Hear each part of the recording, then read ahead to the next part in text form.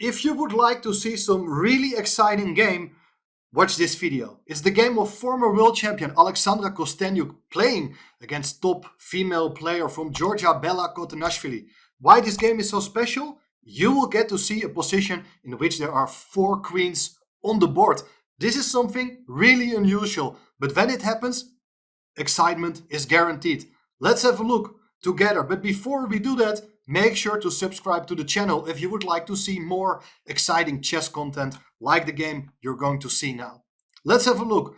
It starts with Kosteniuk playing the move 1 e4, and we do get to see the Spanish opening once again.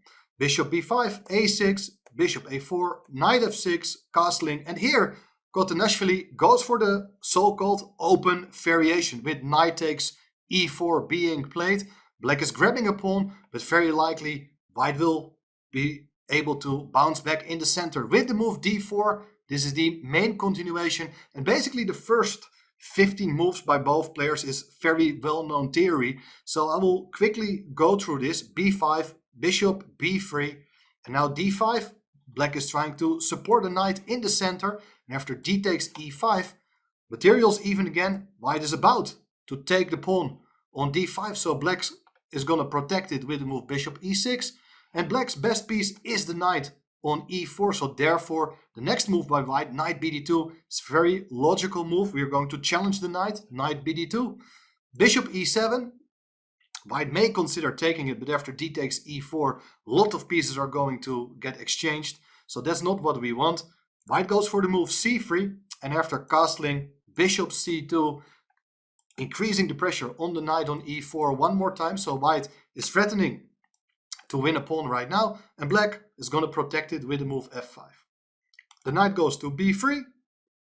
Black connects his rook with queen to d7, and now knight fd4. Very thematical way of playing. Now the knights are going to get swapped in the center. c5 is going to be played, and knight takes e6, queen takes e6. So this is getting very interesting, as black obviously has grabbed some space in the center on the queen side, but has surrendered the pair of bishops. So let's see what white is capable of with these two pieces later on. First things first, as the knight from e4 got to kicked away with the move f3. The knight doesn't have many squares to go to, but it will go to g5. So now if you do attack the knight one more time, it will come back to e4. So that's not going to be a great idea. But what is white going to do? Well, main idea would be to open up the position somehow. So moves like a4, for instance, they are often seen trying to put pressure against the pawn on b5, trying to open a file. So a4 is a very logical idea, but the move played by Kosteniuk is the move bishop f4, bringing the bishop into the game and preparing to move the queen, maybe to attack the knight one more time, but also overprotecting the pawn on e5. Black goes for the move rook a8, supporting the pawn on d5. And now you should also try to understand what black really wants to do. And at some point, something like d4 is going to be played with the idea to create a passed pawn, or maybe to activate a rook. That's one idea. Other idea could be to play something like c4 with the idea to get the bishop to c5, so that you are going to attack the king. And later on, at some point, black is going to break in the center with the move d5, d4. King h1 played to anticipate potential checks later on this diagonal. And here, black played the move queen to c8. And now you may think this queen is going into the wrong direction. That's absolutely true. But the idea is that if white, for instance, is going to play something like a4 now, the knight is very happy to drop back to e6 to blockade the passed pawn, to attack the bishop on f4, and eventually black will try to break through in the center with that move d5, d4. So this is the exact moment where we really got to try to trade off the knight, because otherwise the knight is really going to be a great piece neutralizing white's passed pawn. So therefore bishop takes g5 is a good move. Bishop takes g5 and white plays f4, attacking the bishop. And after the bishop goes back to e7, you see that white has a nice protected passed pawn. But the position is really sharp. That is white's main asset, the pawn on e5. but black is not without counterplay, as we will get to see. White plays a4, as this is the most logical way, trying to create an open file for the rook. And big question is, how is black going to anticipate it? Well, in the game, Khotenashvili played here the move d4. Very tempting move, but perhaps not the best idea. Instead, what I like here for black is the move c4, so that if white is going to take on b5 and try to make use of the open file to enter with the rook on the 7th rank, then black is able to put its bishop on c5, kicking the rook away, and then the move d5, d4 can be played very soon as well. This is a very sharp position with chances for both sides. But the move played in the game, also very tempting, d4, so that after a takes b5, a takes b5, the a file is open and the rook enters on a7, hitting the bishop on e7.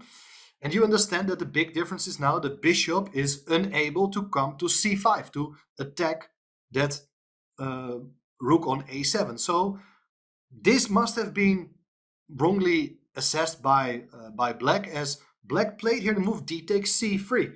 Very logical move. Seems as if you're going to win a pawn. You cannot recapture on c3 as the queen on d1 is hanging. But there is this move queen to b1. Excellent move.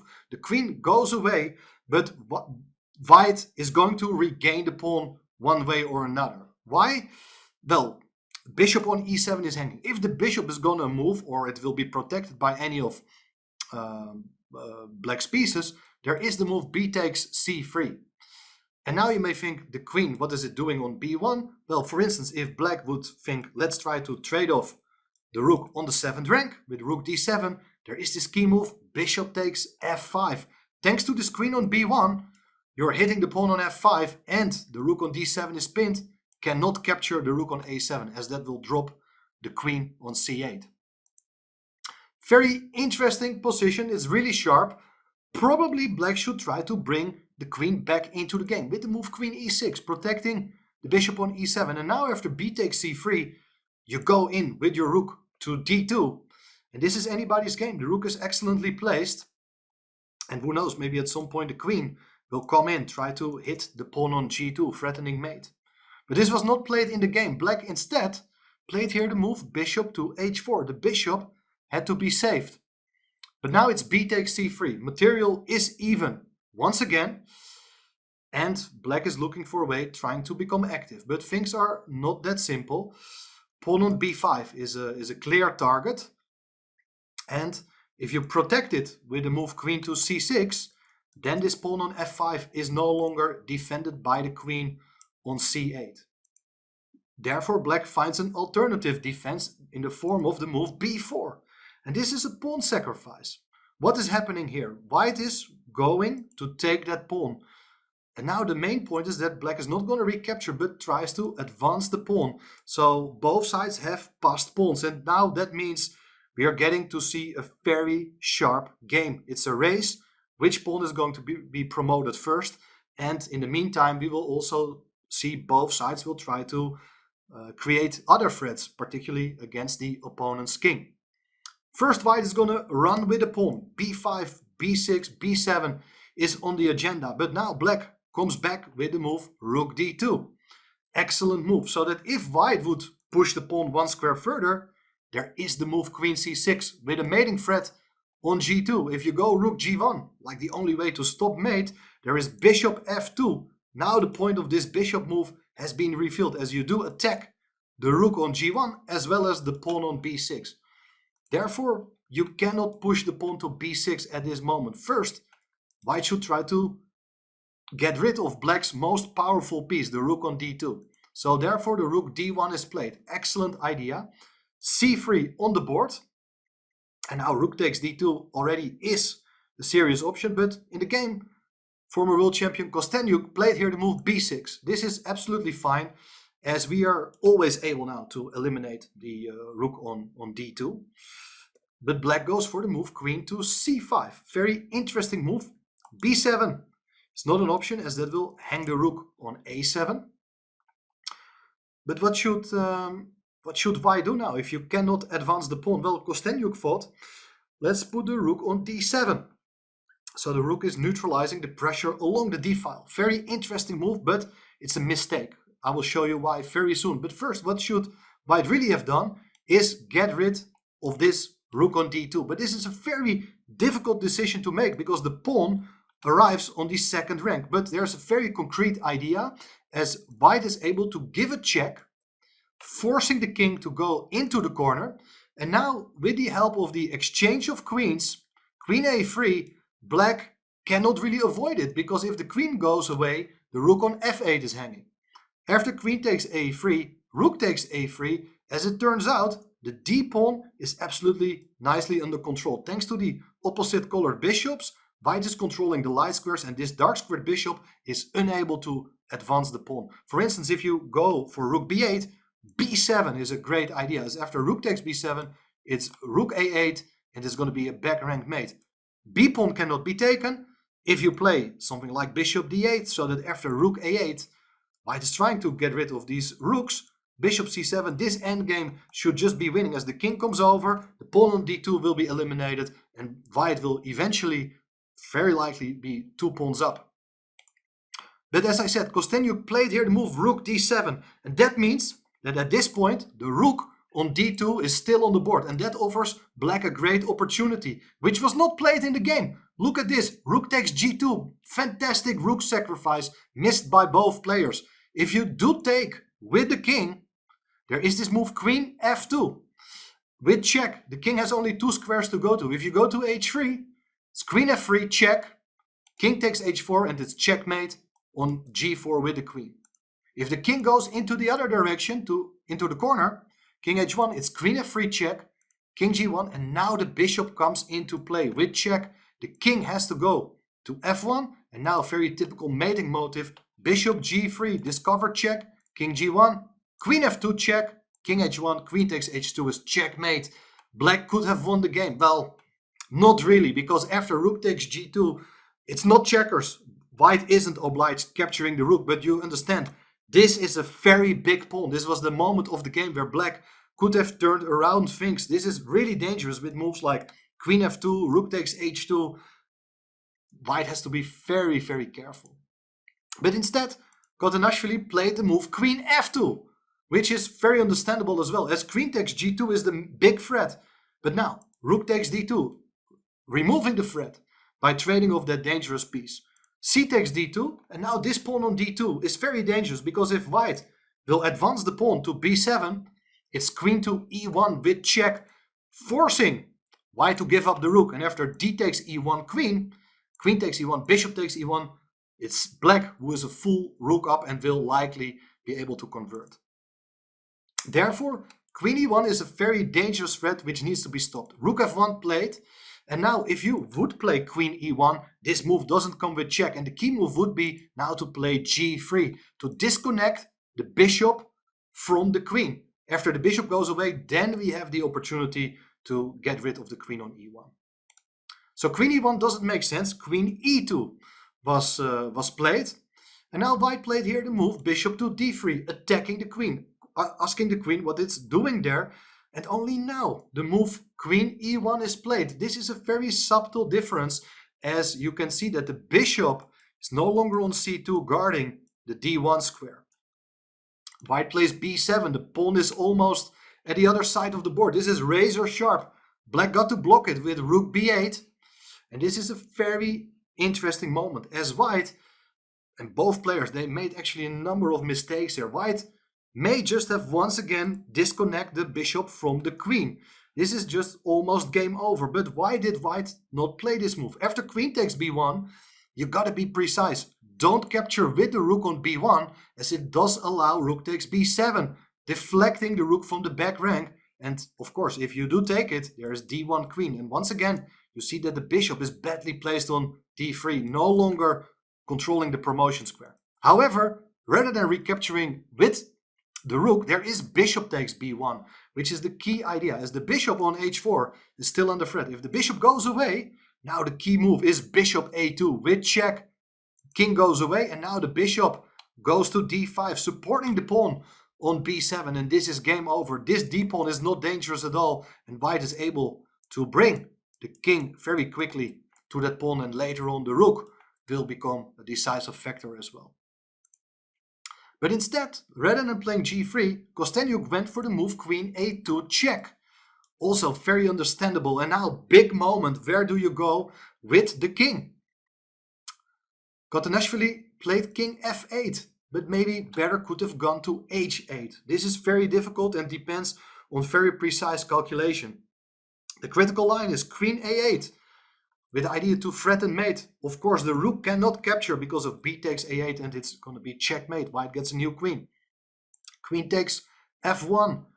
Bishop takes f1, and now black gets a new queen. You are allowing white to capture the rook with check, but after bishop d8, the queen on d1 protects the bishop on d8, so there's no time for white to take it. The threat is to deliver checkmate by capturing white's bishop. Only move here is king g1, queen d4 back with check, king h1, queen d1. This is a very unusual repetition, absolutely beautiful, but there's nothing white can do. There's no way to avoid the repetition of moves. Instead, king f8 was played, and now queen a8 looks like the most natural move, but probably it would have been better to go queen a7. Very difficult, very complex. The point is that if you get a new queen, this is what happened in the game. There is queen takes b8, king f7, and now it's queen to c7, which is a very, very strong move. If you go back to the back rank, it's b8 queen and checkmate, thanks to the two queens. If you go king g6, which was played in the game, now very nice subtle move, as you would love to take on e1, but then it's going to be checkmate, so don't do that. Queen b6 first, check. Excellent move. The king got to go away. And now you get a new queen yourself. 4 queens on the board. But the thing is that white is going to win material as the queens are hanging. And if you do take on f1, which was all played in the game, bishop takes f1, queen takes f1, thanks to that queen check on b6, now the queen is able to come back to g1, and now white is still a full queen up. Queen takes f4 played, and after, well, queen d1, it's absolutely game over. You're full queen up. There's no chance black is ever gonna survive this. But incredible, incredible lines. Let's just go back to that critical moment, which I would like to discuss in detail with you still. After the move queen a8, which was played in the game, black may have played here the move rook d8. This would have been a much more stubborn defense, with the main trick being that now if you get a new queen yourself, looks like white is just faster in this case. But queen takes f1 is a fantastic move, because after bishop takes f1, you do get a new queen. And look, white is a queen up here on b8 and a8. There's an extra queen. But the problem is black is threatening mate on f1. And if you move the queen, the other queen will be taken. You may consider moving the queen away with check, but now it's bishop to e7 and both queens are hanging. White cannot stick to its extra material, will have to give back the queen. And then after queen takes d8, okay, you're still a pawn up, but with opposite colored bishops and pawns on one flank only, this likely seems to peter out into a draw. Rook d8 would have been a very, very clever defensive idea. Now the big difference is that if you would not have played queen a8, but instead queen a7, attacking the rook, if you play d1 queen, we do get exactly the same as what was played in the game. But instead, rook d8 now is no longer that strong, because we do get a new queen, and after queen takes f1, bishop takes f1, d1 queen, you understand that the queen is no longer on a8, which means that black is threatening mate on f1, but with the move queen to b5, the queens are safe. You're protecting the bishop on f1, and you are queen up. And therefore, the move queen a7 would have been more precise than the move queen a8 played in the game. But all in all, I think this was an absolutely remarkable game with so many tactical ideas, with passed pawns, major pieces, opposite colored bishops. You don't get to see more exciting games than this, in my opinion. This is really high quality chess with a lot of tactical ideas. And I hope you really enjoyed this game. Thanks for watching. And don't forget to subscribe, and I will be back with more exciting content very soon.